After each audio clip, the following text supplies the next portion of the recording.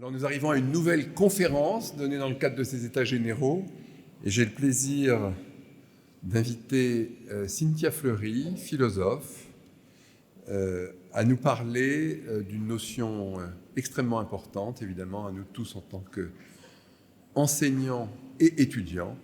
Cette notion, c'est celle d'engagement. Cynthia, si vous voulez bien, cette tribune est la vôtre. Merci. Alors, attendez.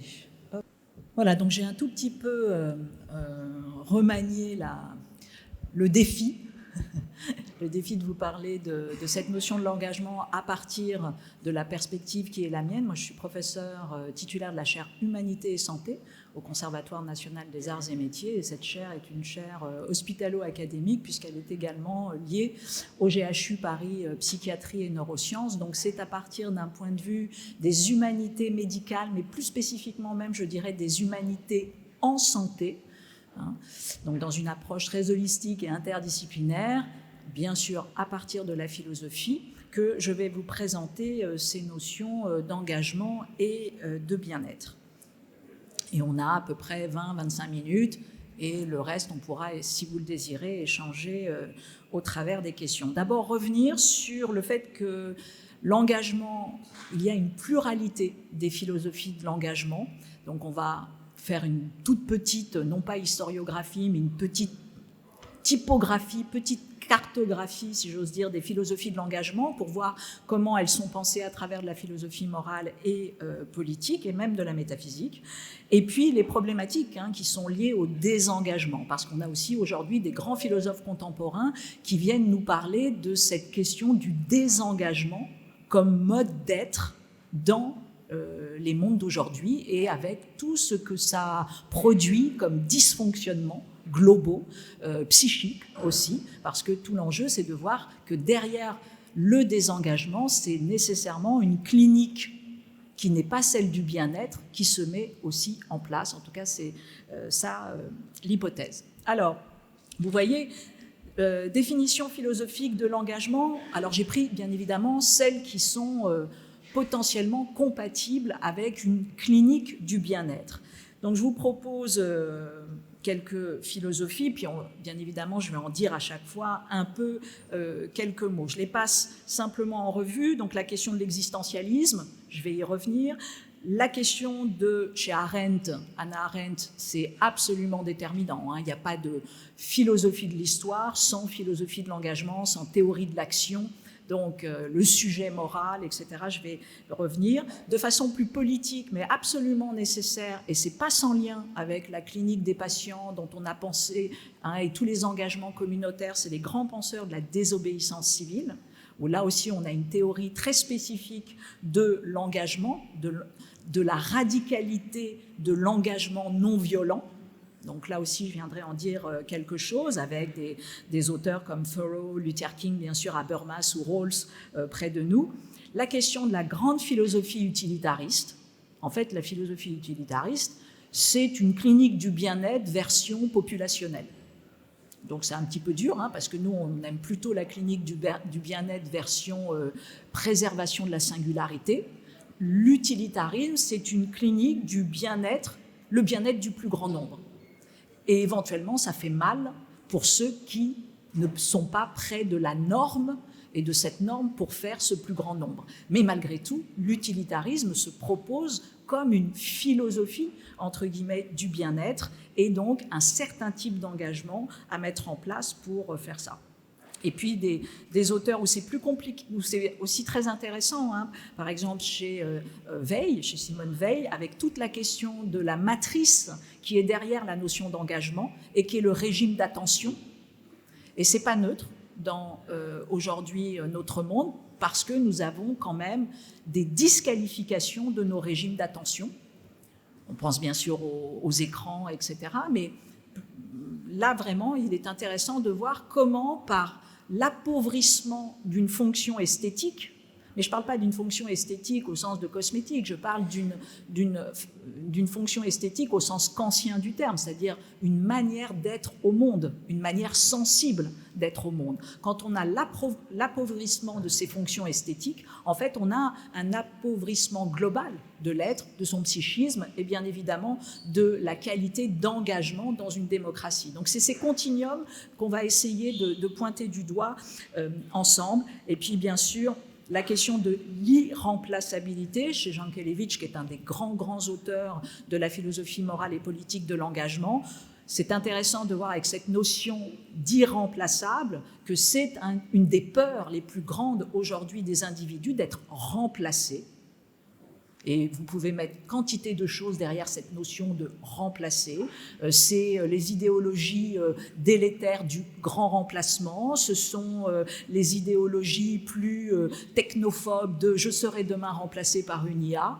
Et donc, bien évidemment, à partir du moment où un individu sent qu'il peut être remplacé, il est interchangeable, en fait on retombe dans les grandes philosophies de ce qu'on appelle la réification, la chosification des individus, et donc bien évidemment ça met à mal les individus.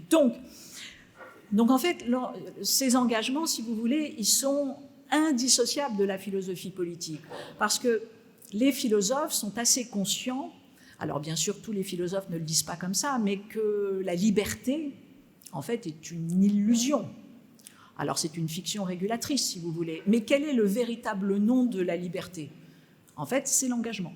C'est-à-dire, c'est à la fois la conscience très forte des déterminismes socio-historiques dans lesquels nous sommes insérés, les déterminismes éventuellement génétiques ou autres, enfin, tous les déterminismes dont nous n'avons pas nécessairement conscience, mais nous savons qu'ils existent. Nous ne sommes pas ex nihilo capables de tout faire par nous-mêmes, c'est faux, donc on n'a pas une liberté comme ça de toute puissance, d'autonomie, etc. Nous sommes dans un jeu d'interaction complexe. Et donc, en fait, la seule manière d'être libre, c'est de produire du choix, ou une tentative de choix.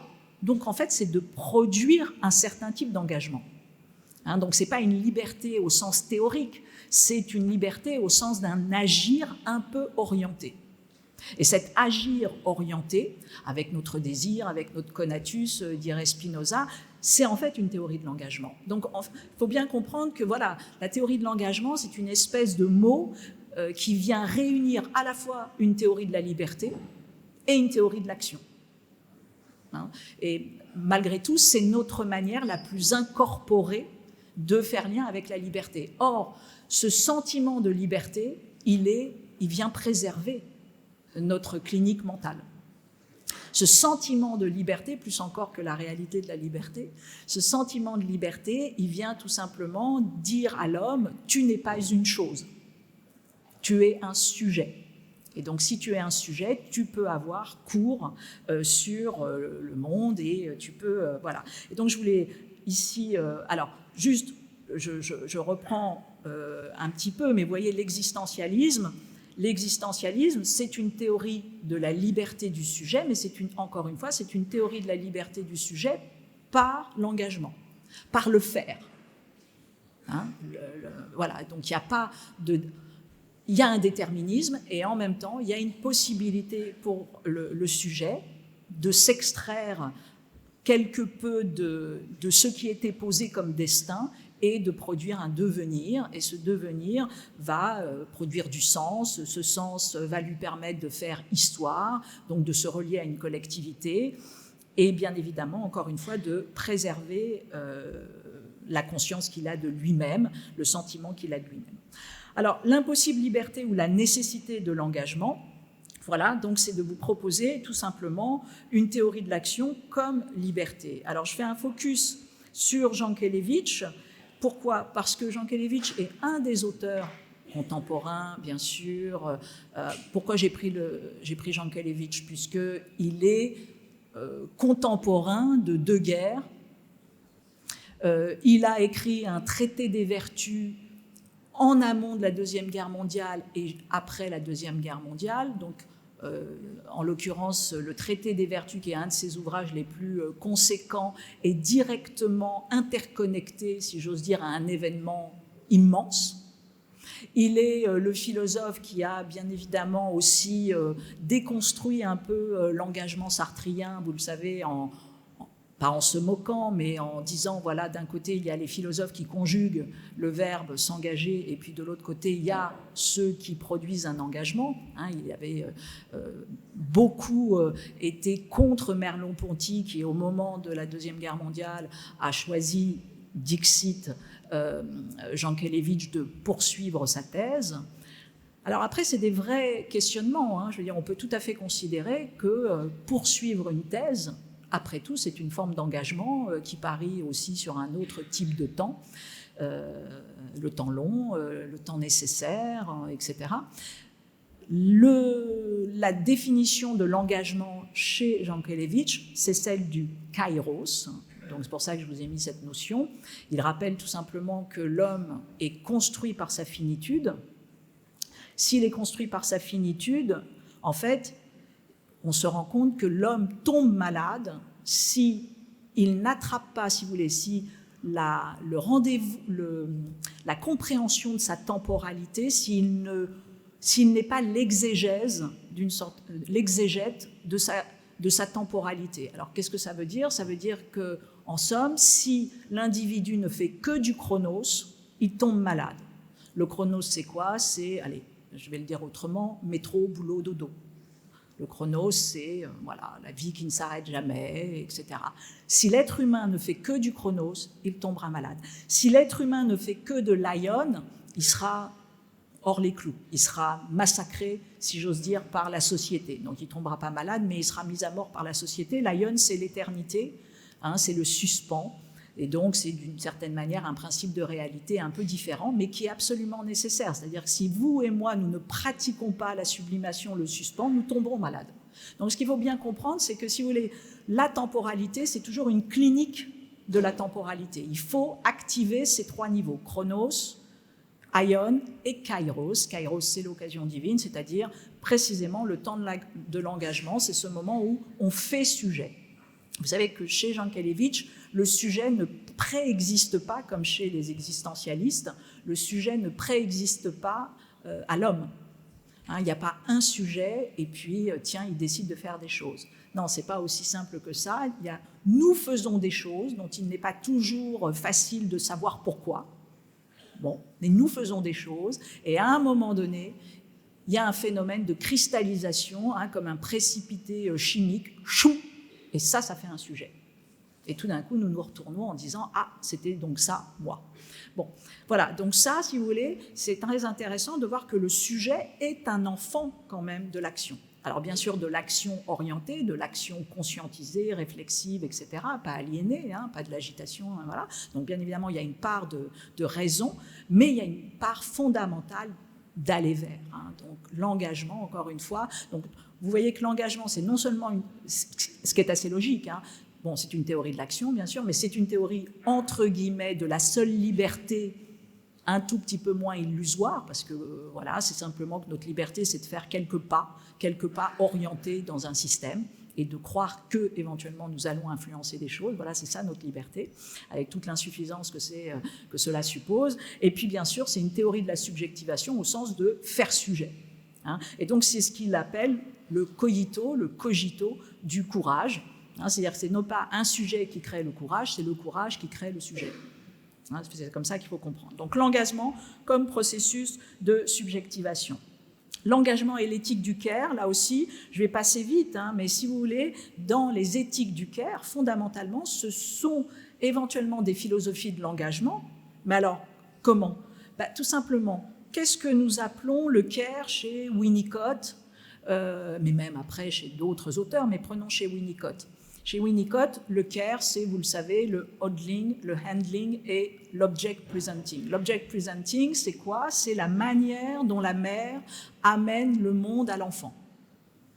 En fait, c'est une sollicitation d'engagement, si on veut bien comprendre. C'est-à-dire que l'enjeu, c'est, dit Winnicott, c'est la manière dont la mère... Qu'est-ce que le soin, dit Winnicott? C'est une élaboration imaginative de la mère. Le soin, c'est la manière dont la mère va amener le monde à l'enfant pour que l'enfant ait désirent le monde ou se sentent accueillis par le monde. Bon, ben ça, c'est l'autre nom, entre guillemets, d'activer, ce que je vous ai mis, le système motivationnel et exploratoire de l'enfant. Le CARE, c'est ça, c'est la matrice qui va venir activer le système exploratoire au sens de théorie de la connaissance, de système d'apprentissage, et puis le système motivationnel au sens de « allez, on y va ». Et ça, c'est le CARE qui fait ça. Donc, toutes les éthiques du CARE, qui sont des philosophies importantes, sont des philosophies d'un engagement spécifique construit par le soin. Donc, c'est là où on voit l'interaction, c'est-à-dire le soin produit l'engagement, mais on va voir que, dans le deuxième temps, l'engagement produit le soin de soi-même, de la communauté, etc. Donc, il y a une intrication très, très forte entre les deux. Les théories de l'attachement, c'est pareil. Théories de l'attachement chez Bion, chez Bowlby, etc., ce sont des théories de l'attachement pour comprendre les dynamiques sous-jacentes de l'engagement relationnel. En fait, l'engagement relationnel, vouloir tout simplement désirer rencontrer l'autre, ça n'a rien d'une évidence. Ça se construit, ça se maintient, ça se consolide, etc., par des soins qui sont posés. Bon, donc ça, c'était un petit tour, mais très, très ouvert, sur une définition, les définitions possibles de l'engagement qui seraient compatibles avec une clinique du bien-être. Autre point, mais là on fait un saut, non pas dans le vide, mais dans la politique onusienne. C'est le principe des politiques de développement, c'est-à-dire que cette notion d'engagement, elle est au cœur de quasiment tous les textes de politique de développement, du PNUD jusqu'à l'OMS en passant par l'OIT, la FAO, etc. Ça porte un autre nom, on ne parle pas d'engagement, on parle d'empowerment, mais c'est quelque chose qui est directement lié avec, on parlait tout à l'heure avec Yazdan de l'engagement communautaire. L'engagement communautaire, c'est un des premiers grands principes défendus par tous les grands textes onusiens, puisque ça, activer cette participation, parce que activer cette participation, c'est du peace building, pardon de parler dans le langage onusien, c'est de la fabrique de la paix, c'est de la fabrique politique. Et donc, on a à cœur d'activer cet empowerment par quantité de techniques. Donc l'empowerment, c'est le processus par lequel les individus ou les communautés acquièrent les moyens, les capacités, c'est tout le mouvement capacitaire, la confiance, l'autorité nécessaire pour prendre des décisions autonomes, influencer positivement sa vie. Donc influencer positivement sa vie, c'est une clinique du bien-être, accéder aux ressources et aux opportunités qui permettent de réaliser son plein potentiel. Donc vous voyez, on est dans, là aussi, quelque chose qui fonctionne bien avec la notion d'engagement. Dernier point, qu'est-ce que la santé ? L'approche holistique, état de complet bien-être physique, mental et social qui ne se résume pas à une simple absence de maladie ou d'infirmité, on sait que là aussi, on peut le traduire en philosophie de l'engagement au sens d'une activation, encore une fois, du système motivationnel, exploratoire des individus, on sait très bien, et je vais vous donner juste quelques chiffres, que dès qu'il y a, on a quantité de papiers qui viennent vraiment prouver que l'engagement associatif, le bénévolat, etc., est une clinique protectrice du bien-être du sujet. Je vous l'ai mis, voilà. Et j'ai rajouté le One Health parce qu'aujourd'hui, en plus, à la différence peut-être, il y a 20 ans, nous sommes dans un engagement ou dans une éthique du care qui s'ouvre littéralement à l'ensemble du vivant. Donc on considère que l'engagement, c'est pas que de la relation interpersonnelle, c'est pas que de la relation intercommunautaire, c'est de la relation intervivant, c'est-à-dire soi, mais en lien avec le milieu, l'écosystème naturel dont on est issu, etc., etc. Donc ça aussi, ça ouvre tout un champ des possibles pour le sujet. Et dans le même sens, il faut comprendre que justement, là où il va y avoir de l'éco-anxiété, etc., là où le sujet va penser que son engagement et son lien avec son milieu est toxique, insuffisant, etc., il va y avoir nécessairement un caractère d'effondrement, dépressif, etc. Ça marche, hélas, dans les deux sens.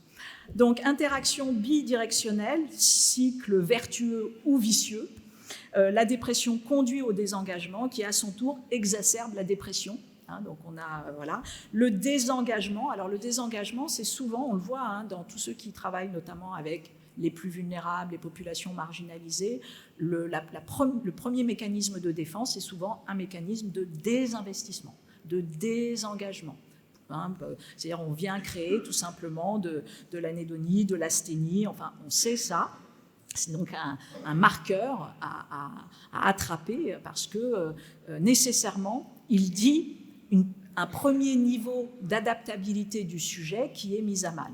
Et d'ailleurs, le surengagement au sens de suradaptation, c'est aussi une problématique qui alerte et qui peut nous alerter sur tout simplement un burn-out à venir très, très, très fort. Mais oui, le désengagement, c'est un facteur de risque pour la dépression et la dépression, souvent, bien évidemment, produit du désengagement. Là, je vous ai juste... voilà, mais alors, il y a le désengagement au sens de protection. Mécanisme de défense, d'évitement dans une société qu'on désavoue. Souvent, on le fait tous un peu. Hein. Bon, voilà, on devient le passager clandestin de l'absence de morale d'un système et puis on tient. Bon, c'est protecteur, mais c'est protecteur que sur un court terme. Sur un long terme, c'est quelque chose qui nous emmène vers une forme d'effondrement. L'un des symptômes principaux de la dépression est la diminution marquée de l'intérêt ou du plaisir pour presque toutes les activités. Cela peut entraîner un retrait des activités sociales, professionnelles ou de loisirs. Vous connaissez ça mieux que moi. Les travaux aussi de 2 jours qui sont très intéressants sur la psychodynamique de la souffrance au travail, puisque un de nos types d'engagement, malgré tout, dans nos sociétés, c'est aussi celui qui passe par la clinique du travail. Et c'est là, il faut bien comprendre que si le travail à un moment donné, n'a pas partie liée avec cette idée d'un engagement, eh bien, le travail devient aliénant et il ne nous fait pas, justement, on n'a pas le sentiment d'un bien-être, on n'a pas le sentiment d'être sujet. C'est exactement les individus aujourd'hui qui tombent malades dans leur travail, c'est précisément parce qu'en gros, qu'est-ce qu'ils disent? Crise de sens, crise de liberté, aliénation, etc., souffrance éthique, enfin tout ce qui est en fait l'autre nom de, voilà, il n'y a pas de relation qualitative ni au monde, ni au sujet, ni à l'engagement, et donc ça, ils tombent malades. Les termes d'acrasie paresseuse et d'acrasie sténique, que vous trouvez par exemple chez De Jour, l'acrasie, l'acrasia en grec, c'est la non-fermeté d'âme. Voilà. Alors, qu'est-ce que c'est que l'acrasie paresseuse? C'est, si vous voulez, ces individus, c'est la lâcheté, on pourrait dire, c'est-à-dire ces individus qui, à un moment donné, se désengagent d'un système et laissent la toxicité de ce système prendre la main. Donc, c'est pas les méchants du système, si on veut dire, mais bon. Voilà. Alors bien évidemment, cette acrasie paresseuse, elle est dangereuse pour un système, mais elle est à terme dangereuse également pour les individus. Et puis l'acrasie sténique, c'est plutôt le zèle définitivement négatif. Bon.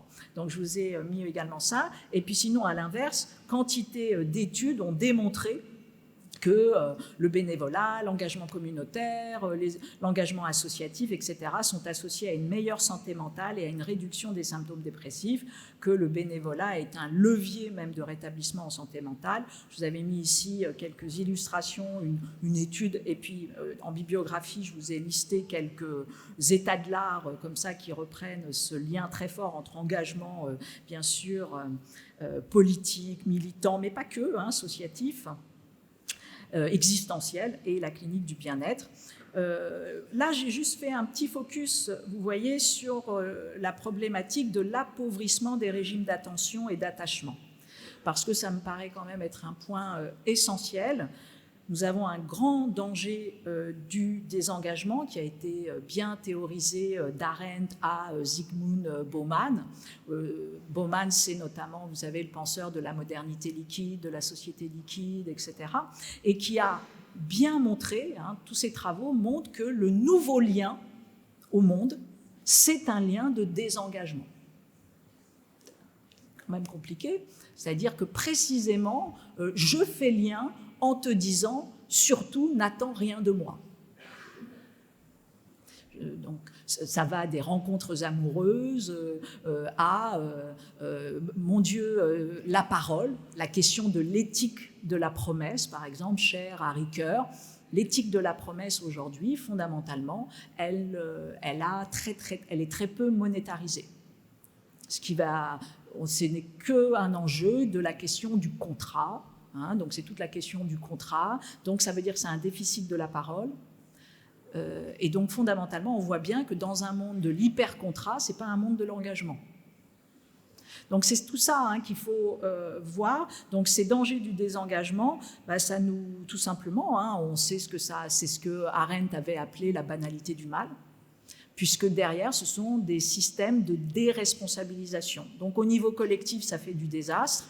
Au niveau individuel, ça fait soit des individus dépressifs, fatigués, lâches, soit au contraire des individus très ressentimistes qui basculent dans le système inverse. Donc, extension du domaine de la fatigue, je vous ai mis Vigarello. Donc, on est quand même, voilà, comment nous, aujourd'hui, dans nos métiers, nous pouvons réactiver ces cliniques de l'engagement, même à partir de quelque chose de très fin, pour protéger les individus. Et juste sur l'appauvrissement des régimes d'attention et d'attachement, une fonction esthétique en berne, et vous montrer que dans justement le fait de préserver une écologie de l'attention, donc dans le fait de préserver des régimes d'attention qualitatifs, en fait, nous préservons par une qualité, l'actionnement comme ça des fonctions esthétiques, c'est une préservation globale des fonctions cognitives et des fonctions d'engagement au monde. Donc voilà, je voulais juste vous faire ce petit tour de piste, 26 minutes, on a 5 minutes pour discuter. Merci.